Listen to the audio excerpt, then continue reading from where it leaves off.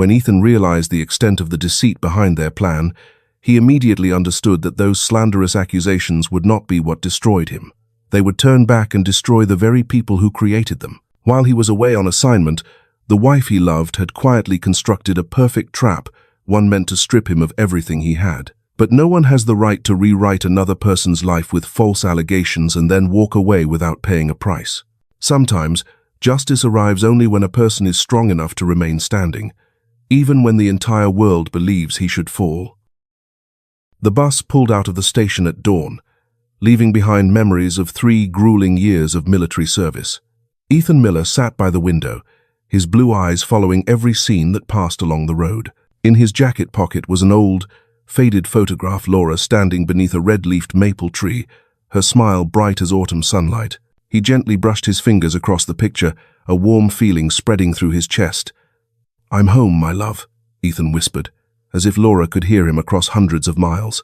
3 years, 1,095 days. Every night before drifting off to sleep, he counted again the letters Laura had sent. Her neat handwriting told of the rose garden by the porch, of the silk dress he had given her before he left, of plans to open a small flower shop when he returned. Each letter was a promise, a golden thread binding him to his beloved Maple Creek. The bus stopped at the final terminal. Ethan stepped down, a worn backpack slung over his left shoulder, a parting gift from a former comrade, and a heart full of anticipation. The air in Maple Creek felt remarkably fresh. He drew in a deep breath, letting the feeling of coming home fill his lungs. House number 47 came into view, but something was wrong. The wooden fence had been replaced by sleek, black-painted iron. The rose garden was gone, replaced by a perfectly trimmed green lawn. A grey sedan was parked in front of the gate, not the old car they used to drive. Ethan stopped, his heart pounding. Had he come to the wrong address? No. This was number 47, the very house he and Laura had built penny by penny with their savings. He climbed the steps and raised his hand to knock. The knock sounded 3 times, then silence. The door opened. Laura stood there, wearing a light blue silk dress, the very one he had given her 3 years earlier. Yet that familiar beauty now felt strangely distant. Her long hair was styled in soft curls, light makeup masking the gentle features he loved. But what froze him in place was not her appearance, it was her eyes. The brown eyes he once knew as warm as sunset were now cold as ice. "Laura," Ethan said hoarsely, "I'm home." The woman did not smile. Her lips pressed tightly together, her hand gripping the door handle. "You shouldn't have come here," Laura said, her voice trembling but firm. "You were warned." "Warned? Warned about what?" Ethan stepped back, confusion flooding his mind. "What are you talking about?" "I'm Ethan, your husband." "No." Laura cut him off, her voice rising. "You're nothing to me anymore. I told you on the phone. We're finished." On the phone, Ethan had never received such a call. Laura's last letter was still in his pocket, written just 2 months earlier, filled with promises of waiting. "What are you saying?" He stepped closer, reaching out as if to touch her shoulder. "Please tell me what's going on. Stay where you are. Don't come any closer," Laura screamed, her trembling hand pointing at him. The wail of police sirens tore through the air. Ethan turned to see 2 black and white patrol cars speeding down the street, stopping abruptly at the gate. 4 officers stepped out, uniforms crisp, hands resting on their guns. "Ethan Miller." A large officer moved forward, his deep voice commanding. "Get on your knees. Hands behind your head. There must be some mistake," Ethan tried to explain, but his words were drowned out by shouted orders. "On your knees now." His legs gave way, and Ethan dropped to his knees on the steps. The icy metal of the handcuffs tightened around his wrists. The clinking sound echoed, yet the physical pain was nothing compared to the agony tearing through him as he looked up at Laura. Why?" Laura did not answer. She stood in the doorway, her face pale, her eyes holding something cold and unfamiliar. She was no longer the woman who had promised to wait for him for the rest of her life. "You're under arrest for making life-threatening threats," the officer said as he pulled Ethan to his feet, his tone firm. "Mrs. Laura Miller has filed a complaint, stating that you sent threatening letters and intended to cause her harm. You have the right to remain silent." Threatening letters? Intent to cause harm? The words struck him like a hammer. Ethan could not understand. He had never done such a thing. Every letter he sent was filled with love, with promises of a hopeful future. They dragged him down the steps, through the gate, past a line of neighbors who had gathered to watch. Faces that were once familiar now showed only curiosity and distance. Some whispered, some shook their heads. An elderly woman pulled her granddaughter back inside, as if afraid Ethan might hurt her. Humiliation. The shame tore his soul apart piece by piece, not because of the handcuffs, not because of the accusations, but because of Laura's eyes, eyes that looked at him as if he were a stranger, as if 3 years of love, promises, and dreams had all been nothing more than an illusion. The police car sped away, leaving behind the White House with its black iron gate. Ethan sat in the back seat, his hands tightly cuffed, staring through the window at Maple Creek, the place he had dreamed of returning to, now transformed into a prison. The interrogation room was cramped, its 4 pale grey walls peeling in spots. Ethan sat on a hard metal chair, both hands resting on the table, his eyes fixed on the one-way mirror in front of him. The door opened. A detective stepped inside a man in his early 50s, hair streaked with grey, his face hard as stone. He set an evidence bag on the table, then pulled out a chair and sat across from Ethan. "Ethan Miller," the detective began, his voice low and cold. "I'm Detective Harris. We need to talk about what you've done." "I didn't do anything," Ethan replied, his voice hoarse from a dry throat. "I don't understand what's happening. Laura is my wife. Why would she—" "Ex-wife," Harris interrupted, emphasizing each word. "Mrs.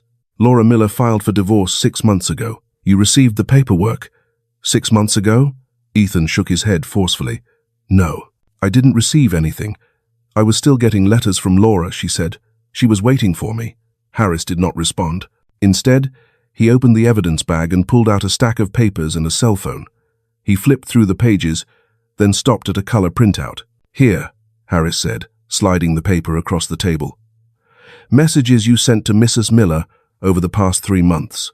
Ethan looked down, and his heart seemed to stop. The words printed on the page were sharp as knives. "If you dare leave me, you'll regret it. I won't let you live in peace if you betray me. You think you can hide? I know everything you're doing. You'll pay if you don't come back." They had been sent from his phone number, from his email address. There were screenshots, complete with timestamps. "No," Ethan whispered, his trembling hand touching the paper. "I didn't write this. I would never say those things. Your phone number, your email," Harris said, tapping a finger on the table. "How do you explain that?" Ethan tried to remember. 3 months ago, where had he been? September. Border patrol duty. No cell signal, no personal phone. They were allowed to communicate only through military radio. "I didn't have a phone then," he said, his voice shaking. "I was on assignment. No signal, no access to anything. Someone impersonated me." Harris raised an eyebrow. "Impersonated you? Do you have proof?" "My military records," Ethan replied quickly. "They document everything, where I was, what I was doing, at what time. These messages were sent when I had no way to access technology." The detective fell silent, studying Ethan carefully. A few seconds passed, tension stretched tight like a cable about to snap. "We'll verify it," Harris finally said. "But until then, you are not allowed to have any contact with Mrs. Miller. She has a restraining order. If you violate it, the consequences will be severe." "A restraining order?" The words pressed down on Ethan's chest like a heavy stone, making it hard to breathe. Laura, the woman he loved, the woman he had spent his youth building a future for, was now a stranger, someone he was legally forbidden to approach. "Is there anyone who can post bail for you?" Harris asked, his tone softening slightly. "David," Ethan whispered. "David Carter, my best friend." The sunset burned red over the streets of Maple Creek as Ethan stepped out of the police station. David stood by his old pickup truck, keys in hand, his face tight with worry. When he saw Ethan, David hurried over, placing both hands on his friend's shoulders. "Are you okay?" David asked, his voice trembling. He was tall and broad-shouldered, but his eyes now held the pained look of a child witnessing something that should never happen. "I don't know." Ethan shook his head helplessly. "I don't understand what's going on, David. It all feels like a nightmare." David said nothing, guiding Ethan into the truck. They drove through familiar streets that now felt foreign. The houses, the trees, the faces, everything seemed to belong to another world, one that Ethan was no longer part of. David's house was smaller, on the outskirts of town. The front yard was covered in dry leaves, an old wooden swing swaying gently in the wind. Inside, The smell of coffee and fresh wood filled the space. David led Ethan into the living room and gestured toward an old sofa. "Sit down," David said softly. "I'll make some coffee." Ethan sat, clutching his head in his hands. The images of the day replayed over and over like a damaged film reel. Laura standing in the doorway, her cold gaze, the razor-sharp messages, the wail of police sirens, the clinking sound of handcuffs. "Why?" he whispered. "Why would she do this?" David returned with 2 cups of coffee and set one in front of Ethan. He sat down, hesitation in his eyes. "Do you know anything about this?" Ethan asked, looking straight at his friend. David sighed. "I've only heard rumors, Ethan. I'm not sure. People say Laura has someone else." The words struck like lightning. Ethan felt the world spin. Someone else? Laura had someone else. "Who?" Ethan asked, his voice dry. "I don't know." David shook his head. "But people have seen her with a man at a cafe. Tall, wearing a suit, looked wealthy. They were laughing, very close. 3 years away, enduring harsh conditions, holding on to one single hope, coming home to Laura. And during that time she was with someone else?" "But why would she do this?" Ethan asked, his voice heavy with pain. "Why make up fake messages? Why not just tell me the truth?" David did not answer. The question hung in the air, unresolved, with no explanation. Attorney Sam's office was on the 2nd floor of an old, weathered building in downtown Maple Creek. The brown-painted wooden door was peeling, and the brass nameplate had dulled with age. Ethan stepped inside, the smell of old paper and bitter coffee hitting him at once. Sam rose from behind his cluttered desk and reached out, gripping Ethan's hand firmly. He was tall and thin, his graying hair neatly combed, his eyes behind horn-rimmed glasses, sharp as an eagle's. "Have a seat, son," Sam said, gesturing to the worn leather chair across from him. "I've reviewed your file." Ethan sat down, hands resting on his thighs, unease spreading through his body. Over the past few days, he had barely slept. Every time he closed his eyes, the images came rushing back. Sam opened a yellow folder and flipped through the papers. "I need to be straight with you. This is not a simple case," he began in a low voice. "The evidence, they have the messages, the emails, looks very convincing to an outsider. But you're right, there are inconsistencies." Ethan straightened. "What kind of inconsistencies?" Sam slid a sheet of paper across the desk. "Time zones. These messages were sent at 2 a.m., 3 a.m., local time, here in Maple Creek. But according to your military records, you were in a different time zone, on patrol duty, with no possible access to a personal phone." Ethan stared at the paper, his heart racing. "So that means someone used your information to create these messages?" Sam nodded. "The problem is proving that in court. We need stronger evidence. Who would have a motive to do this? Who would have access to your personal information?" The question hung in the air.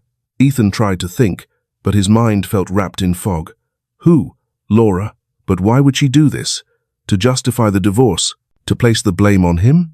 "I need you to dig deeper," Sam said seriously. "Find out whether Laura has been involved with anyone. Neighbors, friends, co-workers. Someone is behind this."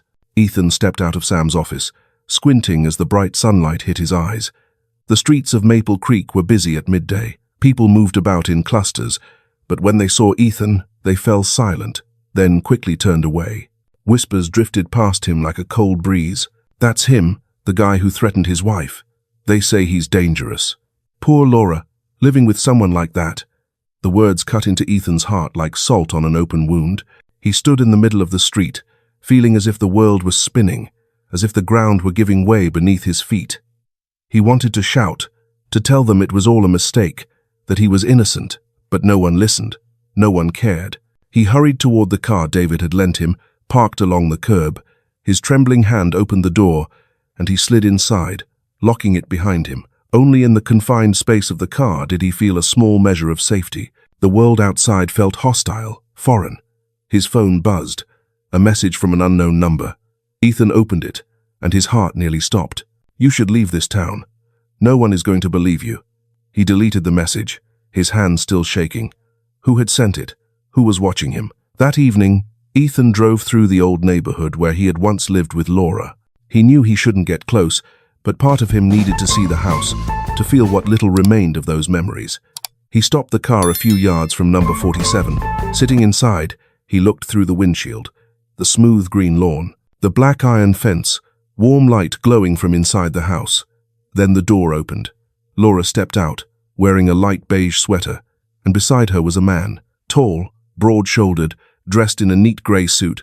His hair was carefully styled, his features sharp. He placed a hand on Laura's shoulder and leaned down to say something that made her laugh. Mark Harlow.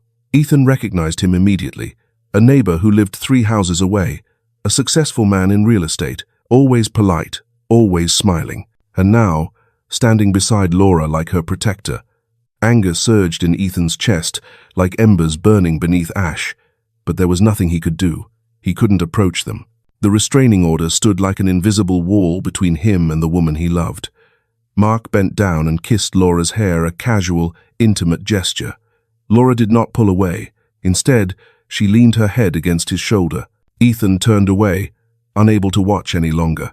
His hands clenched around the steering wheel, his knuckles turning white. He drove out of the neighborhood, faster and faster, as if trying to outrun a nightmare. Back at David's place, Ethan sat on the front steps, his head buried in his hands. The night sky was still, stars glittering far above. But inside him, a storm was raging. Footsteps approached.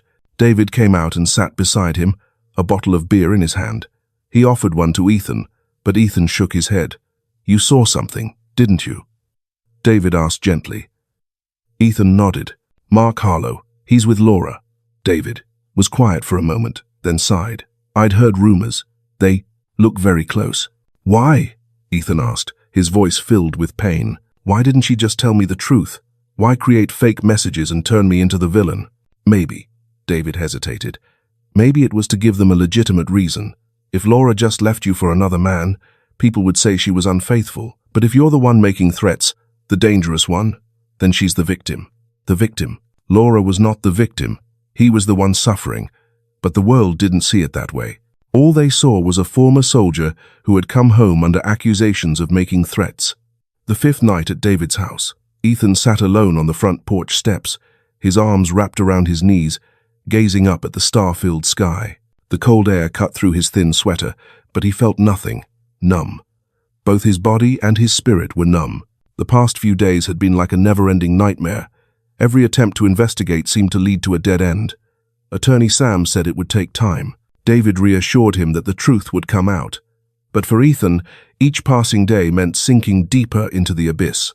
The looks from the townspeople, the whispers, the avoidance, all of it felt like ropes tightening around his chest, making it hard to breathe. Dark thoughts drifted through his mind. Should he leave? Disappear from Maple Creek and start over somewhere else? Somewhere no one knew his name? No one looked at him with suspicion? But then what? Walking away would mean accepting guilt for a crime he never committed. It would mean letting Laura and Mark win. "Uncle Ethan?" The soft voice startled him. He lifted his head and saw Leo standing in the doorway. The 7-year-old boy had sandy blonde hair sticking out like dry grass and large, round eyes bright as stars. Leo was wearing superhero pajamas and clutching an old teddy bear. "Why aren't you asleep?" Ethan tried to smile, his voice hoarse. Leo came down the steps and sat beside him, his short legs dangling. "I heard you sighing a lot. Dad says you're sad." Ethan fell silent. How could he explain adult problems to a 7-year-old? Betrayal, false accusations, the feeling of having the whole world turn its back on you. "I'm okay, kiddo," Ethan said gently, patting Leo's head. "I'm just thinking about a few things." Leo looked at him with a seriousness far beyond his years. "Dad says you're a hero. You went to protect the country." A hero. The word pierced Ethan's heart like a blade. He had once thought of himself that way, a hero, someone who fought for what was right. Now, he was just a suspect, an outcast. "Maybe I'm not a hero anymore," Ethan whispered helplessly. Leo shook his head hard. "No, you're still a hero. I know it. Heroes never give up, no matter how hard things get."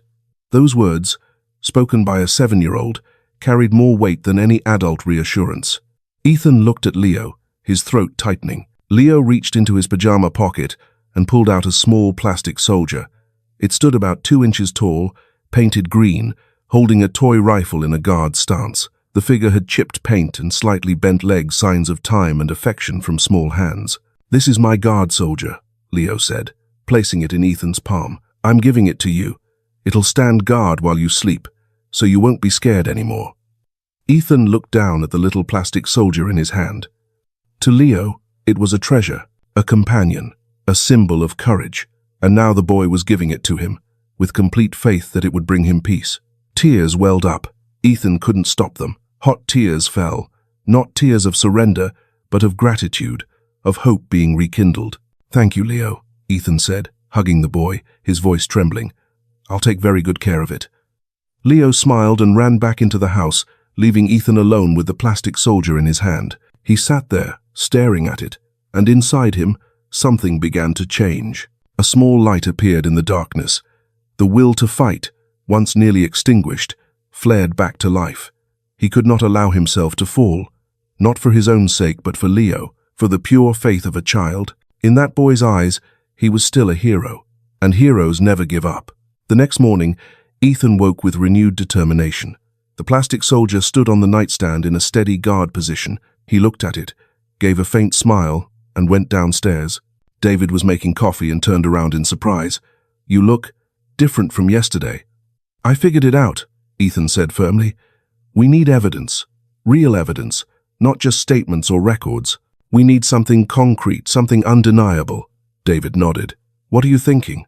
"Cameras," Ethan replied. "Laura and I used to have an old home security system. It was installed the year before I left, but I don't know if it's still working. If we can recover the data—" "But you can't go into the house," David reminded him. "The restraining order." Ethan frowned, thinking. Then he remembered. The footage was backed up to the cloud. "I still have the account. If we're lucky, we can access it remotely." They sat down in front of David's old laptop. Ethan logged into the cloud storage account, his hands shaking as he typed the password. The screen loaded. Hundreds of video files appeared, organized by date. Ethan scrolled, his heart pounding. September, October, the months when the fake messages had been sent. Here, he stopped at one file. September 15th, the exact day one of the messages was sent. He pressed play. A blurry image appeared, then slowly sharpened. The camera showed the front of the house. Evening light slanted across the fence. Silence for a few seconds. Then the door opened. Laura stepped out, wearing a long coat. Beside her was Mark Harlow. They spoke quietly, their eyes scanning the surroundings. Mark was holding a large plastic bag with something rectangular inside. "Do you see that?" David pointed at the screen. "What is it?" Ethan zoomed in. Inside the bag, faint but visible, was an old laptop, the one Ethan had used before he joined the military. "They're getting rid of evidence," Ethan whispered. "Mark took my old laptop. He must have used it to send the fake messages." The video continued. Mark put the bag into the trunk of his car, then turned back to say something to Laura. She nodded. The two embraced, and then Mark drove away. "We've got proof," David said excitedly. "This video shows exactly what they did." Ethan nodded, but his heart was still heavy. Evidence was a step forward, but the battle was far from over. Mark and Laura were not the kind to give up easily. They had planned carefully, built an elaborate scheme. But now Ethan had a weapon. He had Leo's faith. He had the support of David and Sam. And most importantly, he had the determination to fight to the very end. The Maple Creek County Courthouse was a 3-story red brick building constructed at the beginning of the last century. Tall white stone columns rose to the ceiling, and the stone steps had been polished smooth by millions of footsteps. Ethan walked into the main corridor, the sound of his shoes echoing through the vast space. Beside him, Attorney Sam walked with steady strides, holding a black leather briefcase packed with files. David followed just behind, one hand resting on Ethan's shoulder, a quiet gesture of encouragement, simple yet deeply meaningful. In Ethan's jacket pocket, Leo's small plastic soldier rested like a good luck charm, reminding him why he had to fight. Courtroom number 3. Laura was already seated on the opposite side. Beside her attorney, a woman in her early 40s with neatly pinned hair. Mark Harlow sat directly behind Laura, wearing a polished grey suit, his hands resting on his knees, his cold eyes fixed on Ethan. When Ethan entered, Laura glanced up, just a brief look before she turned away. But in that moment, Ethan saw something in her eyes, not hatred, but apprehension, fear of being exposed. "All rise," the bailiff called, striking the gavel 3 times. The judge entered, a man in his early 60s, his hair white, his face deeply lined, yet his eyes sharp as an eagle's. He took his seat and brought the gavel down. This is the mediation hearing in the case of Laura Miller versus Ethan Miller, alleging threats and harassment. Counsel for the plaintiff, you may proceed. Laura's attorney stood and presented the accusations, the threatening messages, the harassing calls, Laura's fear. It all sounded convincing, like a complete portrait of a dangerous man. But when it was Sam's turn, the atmosphere in the courtroom shifted. Sam stood, opened his briefcase, and removed a stack of documents and a USB drive. He stepped forward and handed the USB to the court clerk. "Your Honor," Sam began, his voice calm and resolute, "we have evidence demonstrating that Mrs. Miller's allegations are fabricated, carefully staged to falsely accuse my client." The large screen at the front of the courtroom lit up. The first image appeared, a time zone analysis. Sam pointed to the screen. These messages were sent at 2 a.m., 3 a.m., Maple Creek, local time. However, at those exact times, Mr. Miller was in a different time zone, on active military duty, with no access to a personal phone. These are his verified military records. The judge examined the documents, his brow furrowing. Laura and her attorney exchanged uneasy glances. "Second," Sam continued, "we have video footage from the home security system, a system Mrs. Miller did not realize was still backing up data to the cloud." The video began to play. Clear images appeared, Laura opening the door, Mark stepping inside, the two speaking before Mark removed a large bag from the house. Inside the bag, unmistakably, was a laptop. "This is Mr. Miller's old laptop," Sam explained. "The same laptop Mr. Harlow took and used to send the fabricated messages. We retained digital forensics experts who confirmed that the messages were sent from an IP address belonging to Mr. Harlow." A murmur spread through the courtroom. Mark Harlow shot to his feet, his face flushed. "This is slander. I didn't." "Sit down," the judge thundered. Mark hesitated, then sat back down, gripping the chair tightly. Sam pressed on. He pulled out a stack of printed emails and placed them on the table. "Finally, we have evidence of collusion emails exchanged between Mrs. Miller and Mr. Harlow, detailing how to stage the accusations, fabricate evidence, and portray Mr. Miller as a villain in the eyes of the community." He read aloud from one email. "We need to make him look dangerous. Threatening messages will be perfect evidence. No one believes a former soldier with psychological issues." Those words struck Laura like a blow. She sat motionless, her face pale, lips trembling. Her attorney stood to object, but her voice lacked conviction. The judge raised his hand, signaling for silence. He looked directly at Laura and Mark, his gaze cold as ice. "The court has reviewed the evidence in full," he said sternly. "It is clear that Mrs. Miller's allegations are defamatory and deliberately orchestrated. The court dismisses all charges against Mr. Ethan Miller. The restraining order is lifted effective immediately." The gavel struck the bench, its echo ringing like a bell of freedom.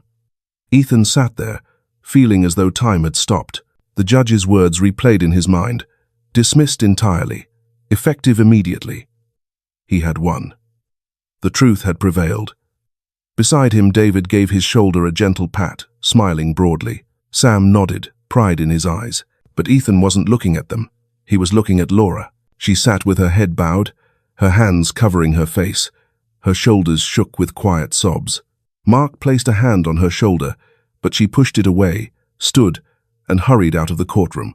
Mark watched her go, then turned back to glare at Ethan with pure hatred before following her out. Outside the courthouse, the sunlight was brilliant.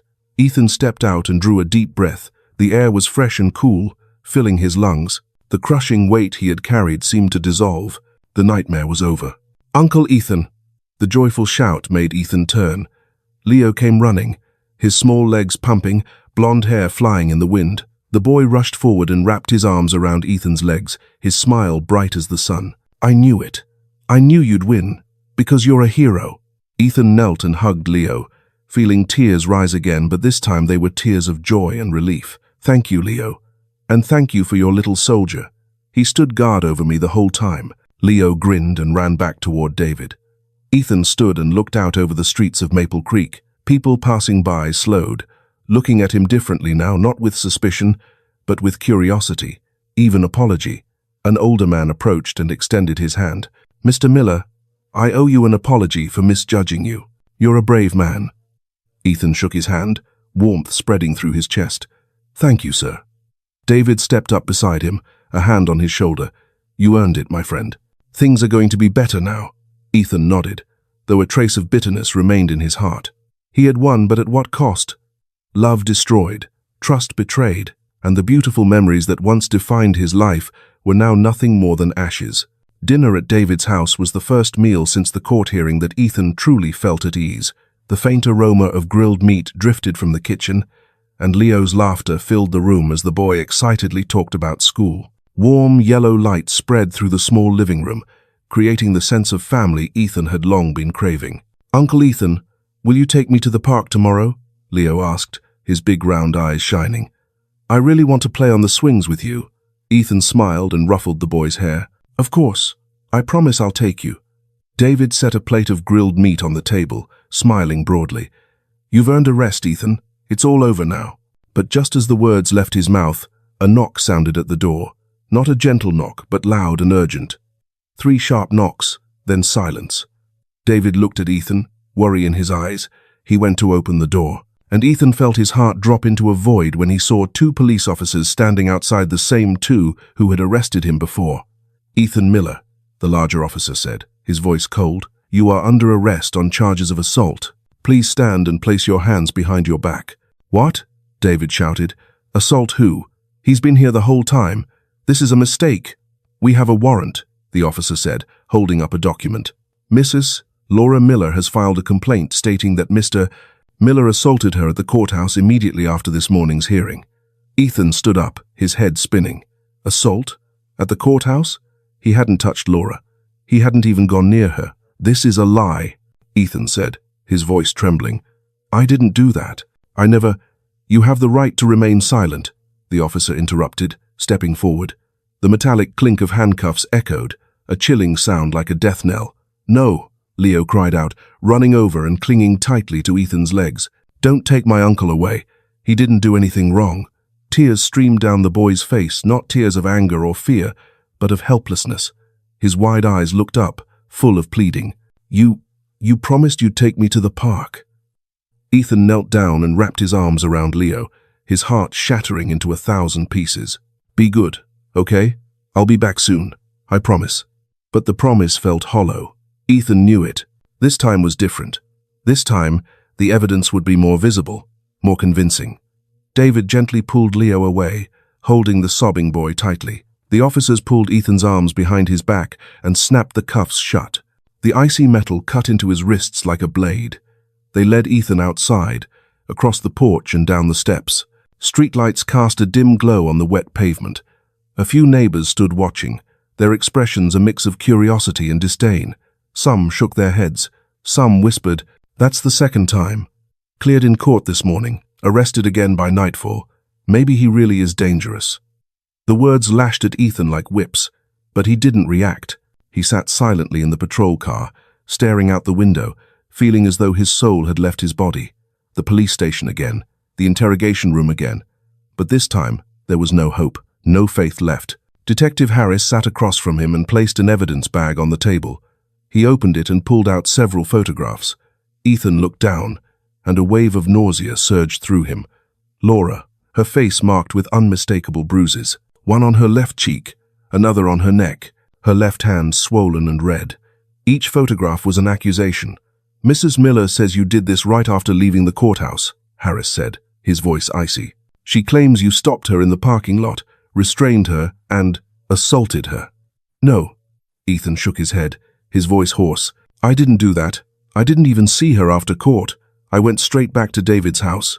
Can anyone confirm that?" Ethan fell silent. David and Leo were at home. They hadn't come with him. Sam had left immediately after the hearing. There was no one.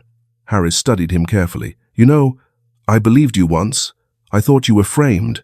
But now," he gestured to the photos, "how do you explain this?" Ethan said nothing. How could he explain it? The bruises were real, too real, but he hadn't caused them. "She did it herself," Ethan whispered. "Or someone helped her. This is another trap."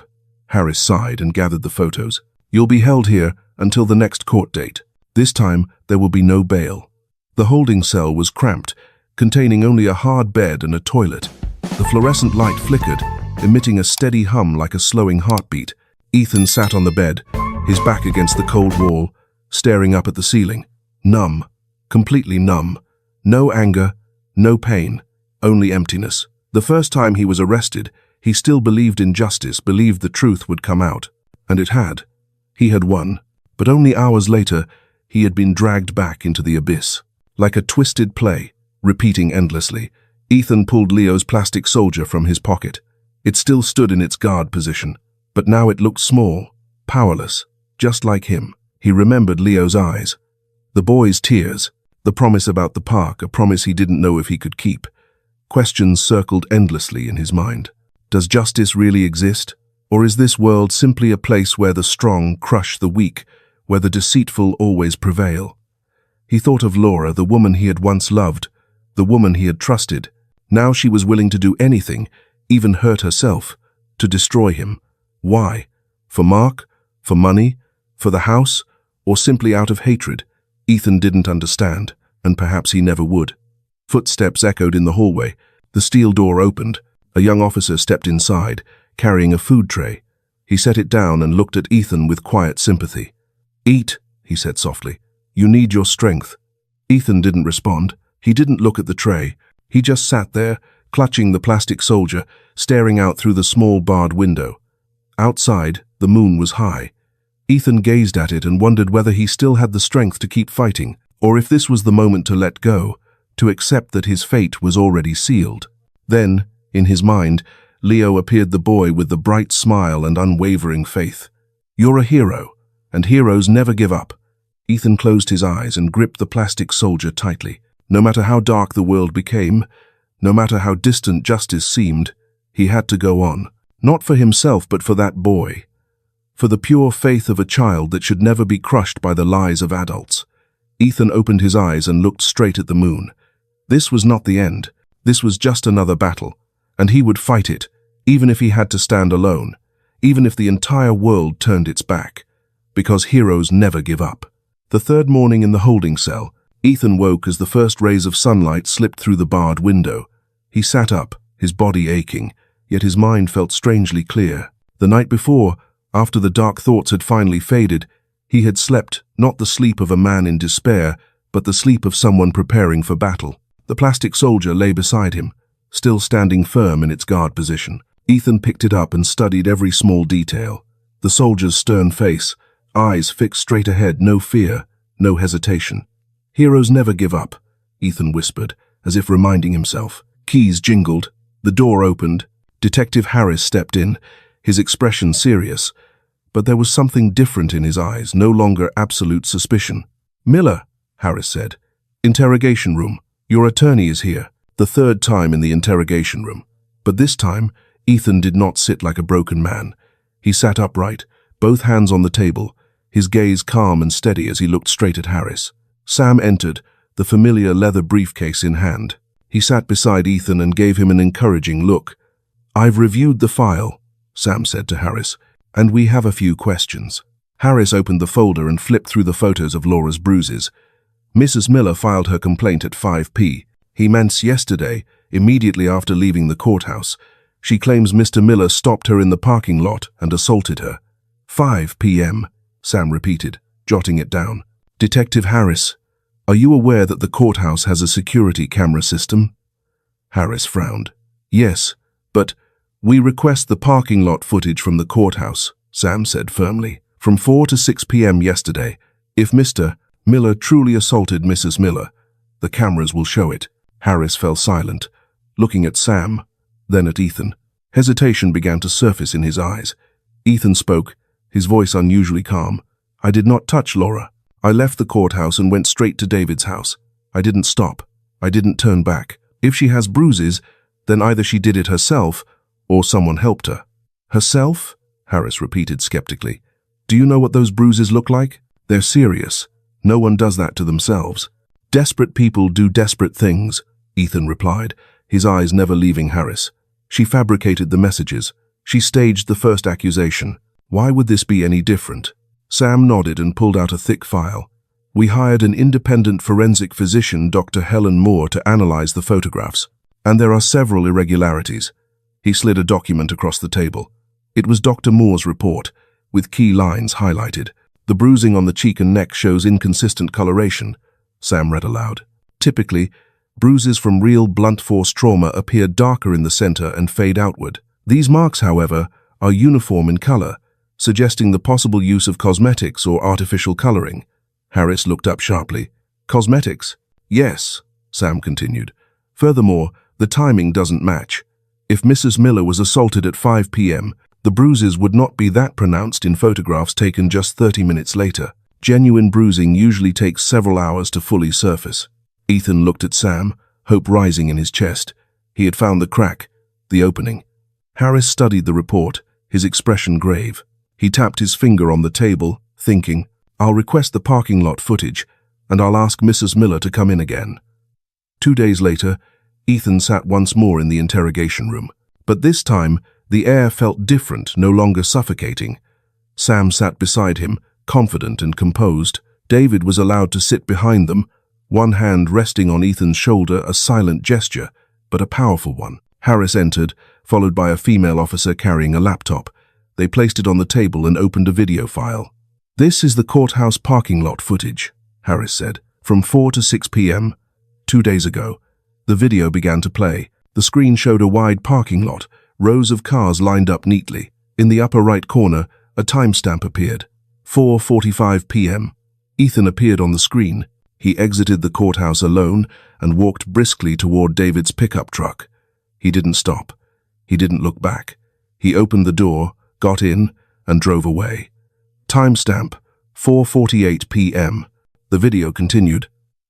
5:30 p.m. Laura appeared, but she was not alone. Mark Harlow walked beside her, one hand supporting her shoulder. They headed toward a black sedan, Mark's car, and in that moment, the camera captured it clearly. Laura had no bruises. Her face looked completely normal. No swelling, no discoloration. Harris paused the video, staring at the screen.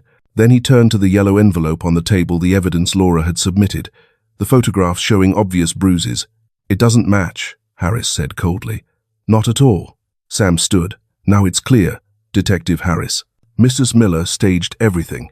She created fake bruises, photographed them, and accused my client. This is defamation, and it's the second time she's done it.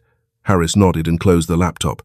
I'll summon Mrs. Miller immediately, and if the medical experts confirm the bruises were fabricated, she will be held accountable.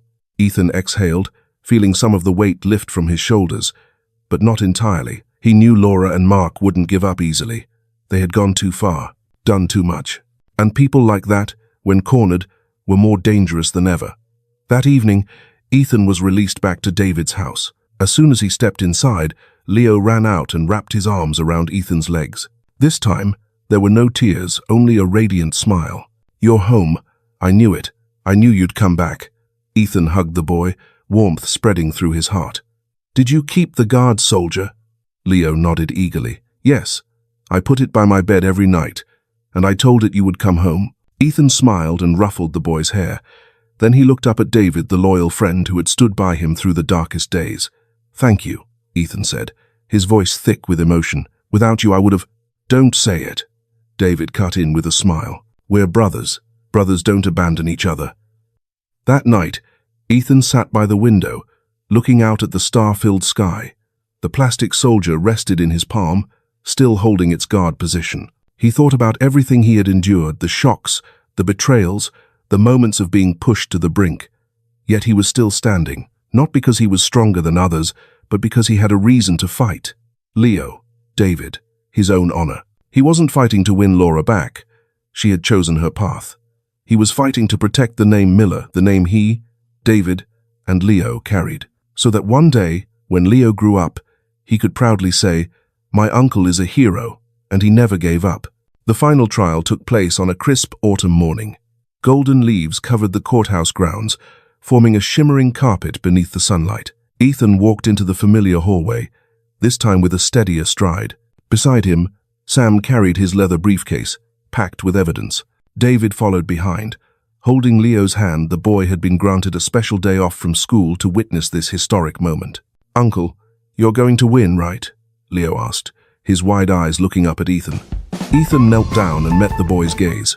Sometimes, kiddo, winning isn't about defeating someone else. It's about holding on to the truth, no matter how hard it gets. Leo nodded solemnly. He didn't fully understand the meaning, but he trusted every word his uncle said. Courtroom number 3, once again.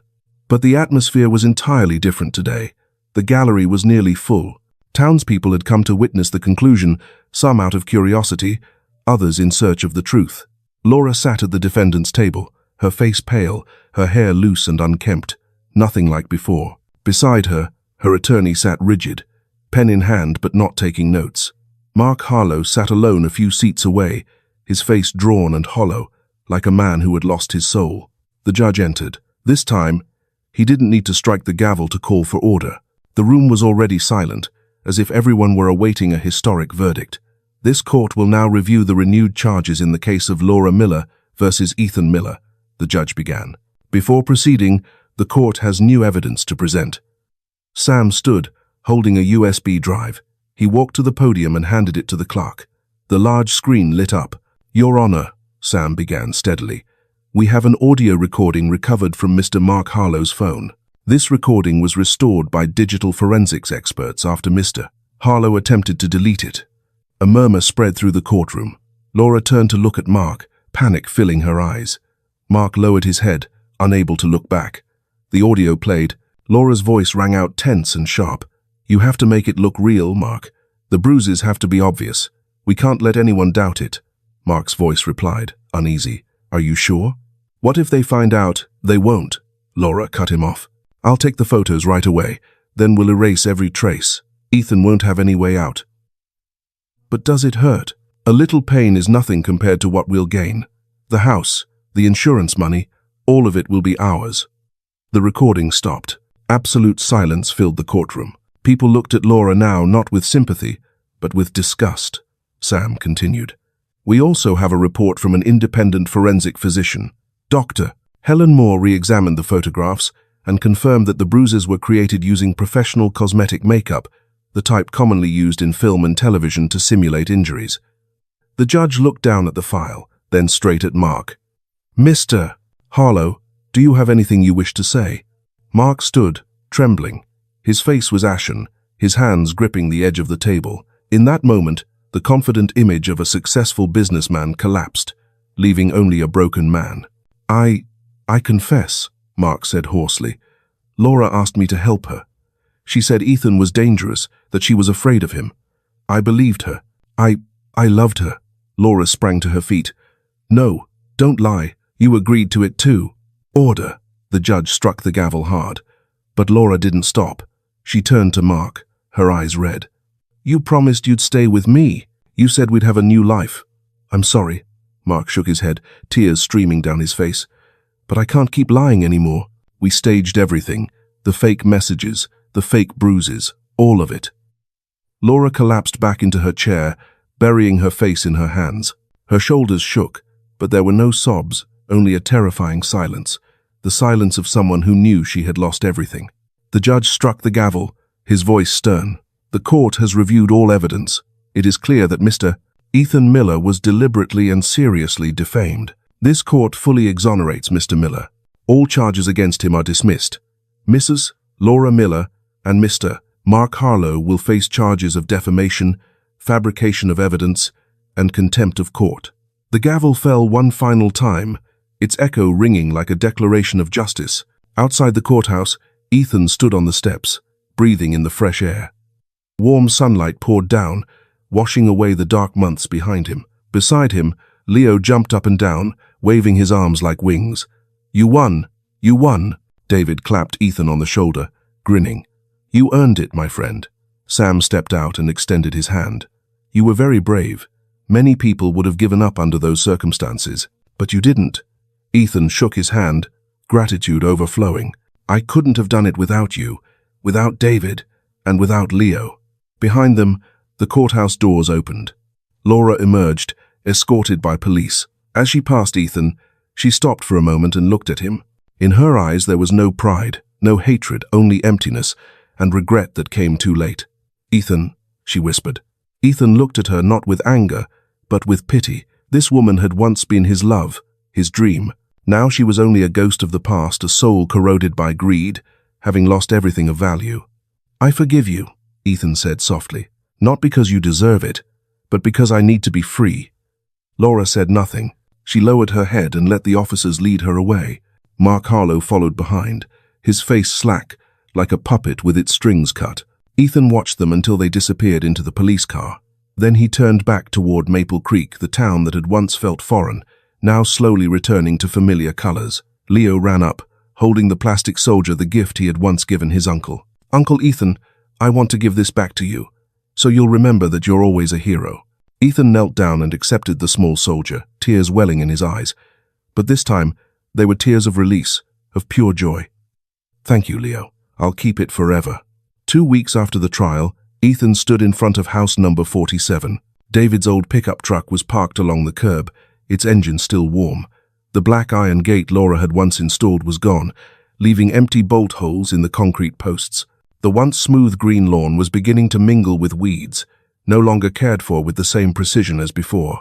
Ethan held the key in his hand, the key the court had returned to him, after confirming that the house legally belonged to him under the original will and purchase contract. He turned it, and the door opened with a soft creak. Inside, the house was empty. Laura had taken everything she considered hers. All that remained were rectangular patches of dust on the wooden floor, traces of furniture that had once stood there. Sunlight streamed through the windows, casting long, melancholy streaks of light. Ethan stepped inside, the sound of his shoes echoing through the hollow space. He stopped in the middle of the living room and looked around. Over there had been the green sofa they had chosen together. Over here, the oak bookshelf. And by the window, the armchair where Laura used to sit and read every afternoon. The memories rushed back, but strangely, they no longer hurt the way they once had. They felt like faded photographs, distant and weightless. David came in behind him, carrying a toolbox. "What are you going to do with the house?" Ethan turned and smiled faintly. "I'm going to fix it up, replant the rose garden like before, turn it into a new place, with new memories." David nodded and set the toolbox down. "I'll help, and Leo wants to help too. He keeps saying he wants to plant things with Uncle Ethan." Ethan laughed. The image of Leo, small hands gripping a shovel, eagerly working in the garden, warmed his heart. David was quiet for a moment, then spoke hesitantly. "You're not planning to sue Laura. Sam says you have more than enough grounds to seek compensation money, your reputation, everything. She hurt you badly." Ethan looked out the window, where the late afternoon sun filtered through maple leaves turning red and gold. "I've thought about it. A lot. And I decided not to," Ethan replied, turning back with a calm expression. "I'm only taking back the house, the place that was mine from the beginning. As for the rest, I'll let the law deal with her. I don't need anything more." David frowned. "But she deserves to pay more than that. She destroyed your name, put you through months of hell. Aren't you angry?" Ethan was silent, thinking. Angry? Maybe once. But now, that anger had dissolved, like morning fog. "You know," Ethan said quietly, "hatred is like a set of chains.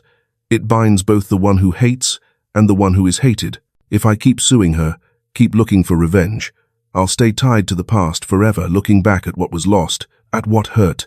But forgiveness doesn't mean I forget what she did," Ethan interrupted, meeting David's eyes. "It means I don't let her actions control my life anymore. I'm cutting the toxic tie to the past so I can move forward." David looked at him with admiration. "You've grown a lot, my friend. More than I ever expected." Ethan smiled. "I learned it from Leo. That boy doesn't know anything about hatred or revenge. He only knows how to love and trust. And that's how I want to live, with love, not with resentment." That evening, Ethan sat on the front porch steps, looking out over the streets of Maple Creek. Lights came on in the neighboring houses, warm yellow glows spilling from windows. Children's laughter drifted from afar, along with the sound of barking dogs and passing cars, all blending into the quiet music of ordinary life Ethan had longed for. Footsteps approached. Leo ran up, holding a yellow rose. "Uncle, I found it in the yard. It's still alive." Ethan took the flower carefully, as though it were a precious gem. Indeed, among the wild weeds, a rosebush had survived, perhaps a remnant of the garden Laura once planted. The flower was small, but its yellow was bright as sunlight. "We'll take care of it," Ethan said, holding the rose in his palm. "And we'll plant more. We'll make this the most beautiful garden in Maple Creek." Leo clapped his hands, eyes shining. "I'll help. I'll water them every day." David came out carrying 3 glasses of homemade lemonade. He handed one to Ethan and one to Leo, then sat down beside them. "You know," David said, taking a sip, "people around town are talking about you. They say you're the bravest man they know, not because you fought, but because you chose to forgive." Ethan shook his head. "I'm not brave. I'm just tired of hatred, and I want to live a life that isn't chained to the past." "That's exactly what courage is," David said with a smile. "A lot of people can fight. Very few can forgive." Leo took a sip of lemonade, then looked up at Ethan. "Uncle Ethan, you're still my hero, okay? Because you didn't give up, no matter how hard it was." Ethan wrapped an arm around the boy, his heart full. "And you're my hero, because you reminded me that there's always light, no matter how thick the darkness." The 3 of them sat together, watching the sun set behind the distant hills. The sky burned with shades of orange and red. A beautiful painting stretched across the horizon, and inside Ethan, a deep sense of peace spread, not the peace of a victor, but the peace of someone who had found freedom. Forgiveness is freedom, not freedom from what others have done, but freedom from the control those actions have over one's soul. Ethan was free, and with that freedom, he was ready to write new pages in his life, pages without the shadow of hatred, filled instead with love and hope.